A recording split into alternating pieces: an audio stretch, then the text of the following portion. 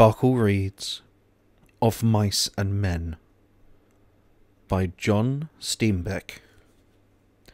Chapter 1, third paragraph.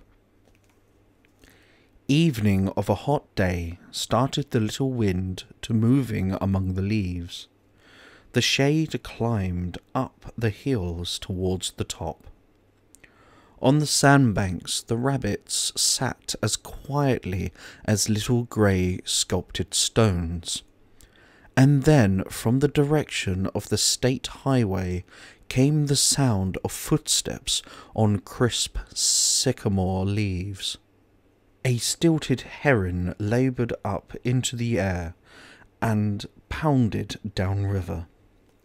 For a moment the place was lifeless, and then two men emerged from the path and came into the opening by the green pool.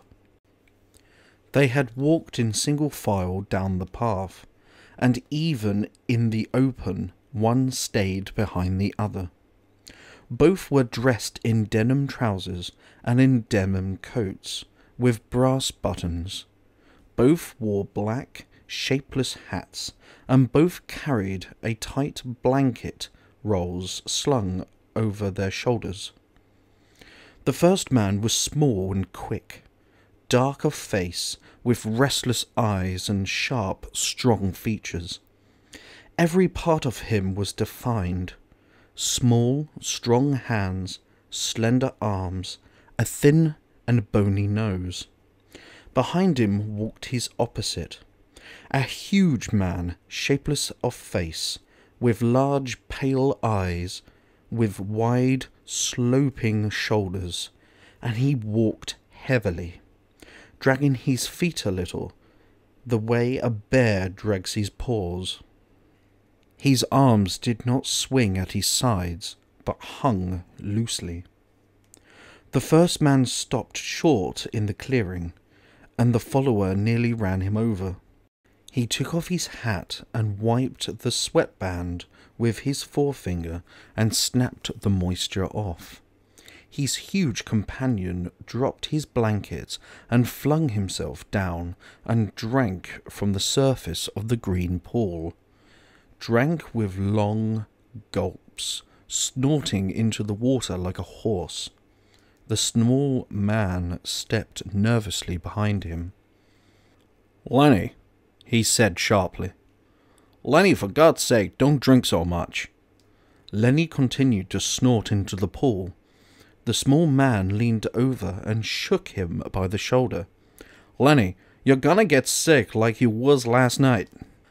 Lenny dipped his whole head under, hat and all, and then he sat up on the bank and his hat dripped down on his blue coat and ran down his back.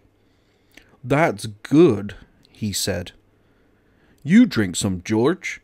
You take a good big drink." He smiled happily. George unslung his girdle and dropped it gently on the bank. "I ain't sure it's good water," he said. "Looks kinda scummy." He dabbled his big paw in the water and wiggled his fingers so the water arose in little splashes. Rings widened across the pool to the other side and came back. Lenny watched them go. "Look, George, look what I done."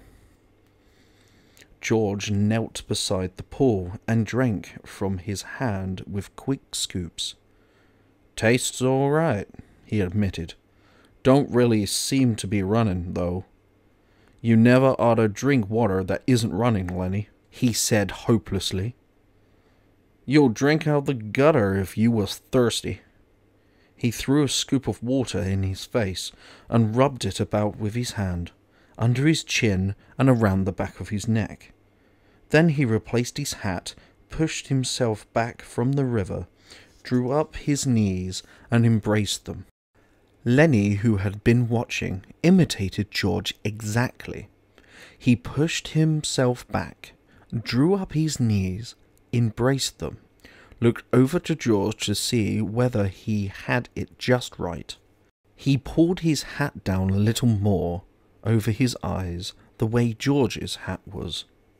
George stared morosely at the water. The rims of his eyes were red with sun glare. He said angrily, "We could just as well have rowed clear to the ranch if that bastard bus driver knew what he was talking about. Just a little stretch down the highway, he says. Just a little stretch. God damn near 4 miles. That's what it was. Didn't want to stop at the ranch gate, that's what. Too goddamn lazy to pull up.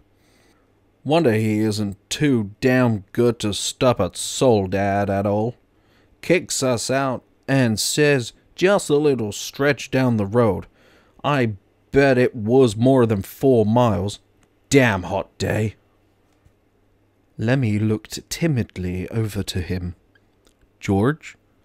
"Yeah, what do you want?" "Where are we going, George?" The little man jerked down the brim of his hat and scowled over at Lenny.